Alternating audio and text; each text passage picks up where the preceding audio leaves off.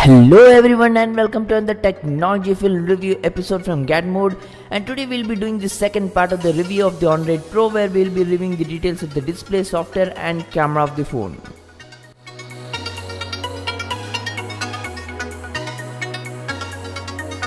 Now speaking of the display of the phone, there is a 5.7-inch Quad HD LTPS IPS LCD display that delivers a 73.6% screen to body ratio.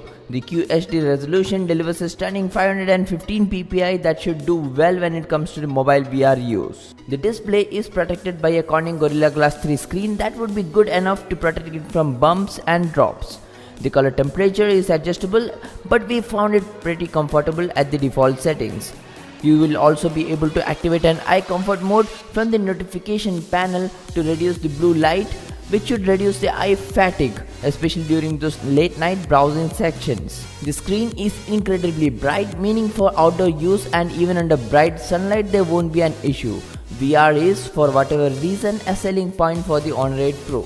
The Quad HD display resolution goes some way to explain this, and since those extra pixels certainly help with the screen is pressed almost directly to your eyeballs.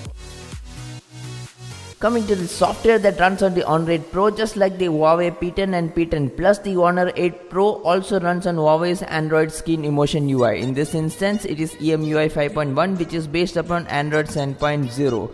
This is by far the best version of Emotion UI seen, and by that we mean it's least intrusive.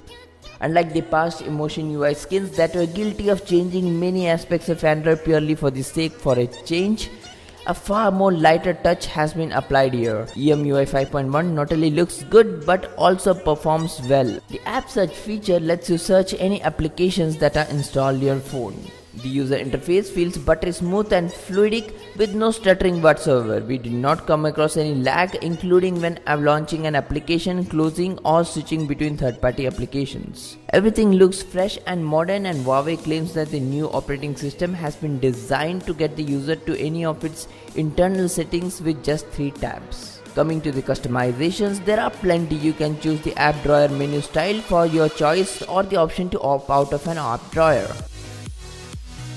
The tad bit cooler aspect in the display can be adjusted in the display settings and the color temperature. The eye comfort feature also lets you choose the option to ease up the stress on your eyes due to looking into the phone continuously.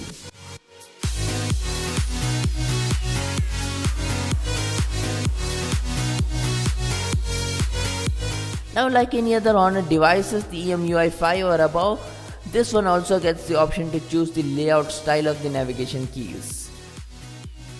There is an app tune available option available for cloning of the apps that is again only limited till just 2 applications, which are WhatsApp and Facebook. Next comes the smart options, where there are various gestures that are initiated with your knuckles. There are flip gestures, there is a floating dock, there is the availability to run multiple instances of a single application and much more. The list just goes on and on.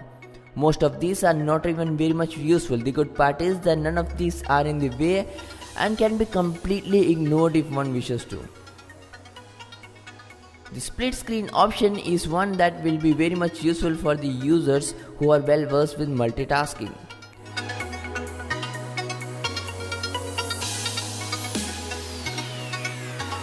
The voice control option lets you control the device with the help of voice commands that you can customize within the given boundaries. The one-handed user interface makes it much more comfortable for the users to use it at times while handling the phone with one hand. Talking about the themes, you can download the themes, wallpapers, ringtones, phones and much more from the theme store, which is filled up to the brim with plenty of selections.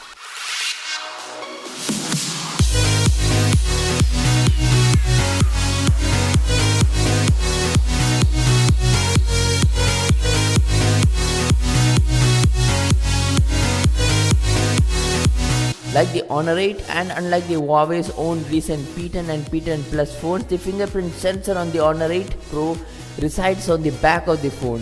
The circular sensor is just as swift and responsive as any of the Huawei's previous offerings, which have always tended to impress.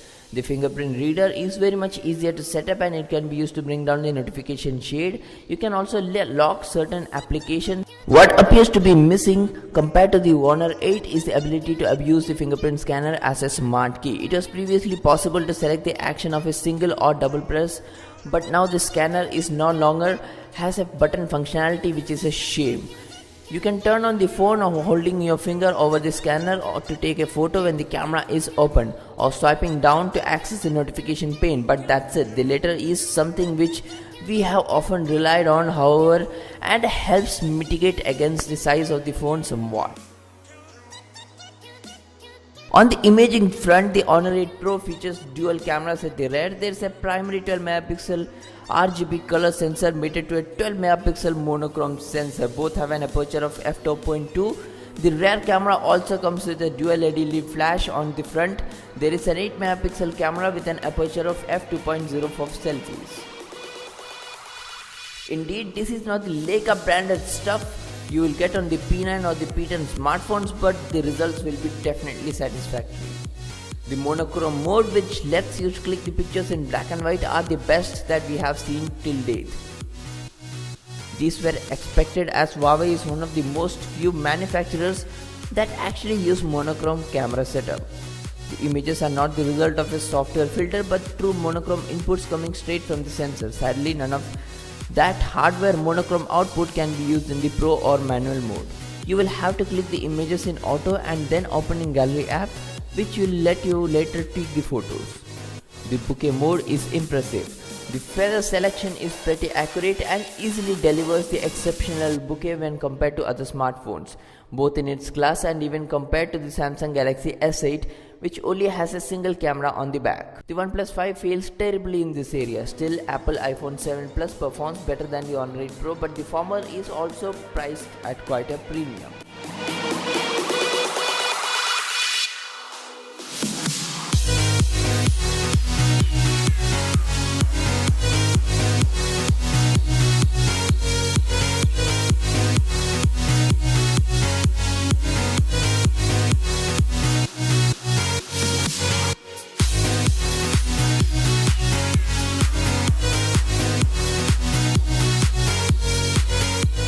We'll be back with an in-depth review of the camera of the Honor 8 Pro.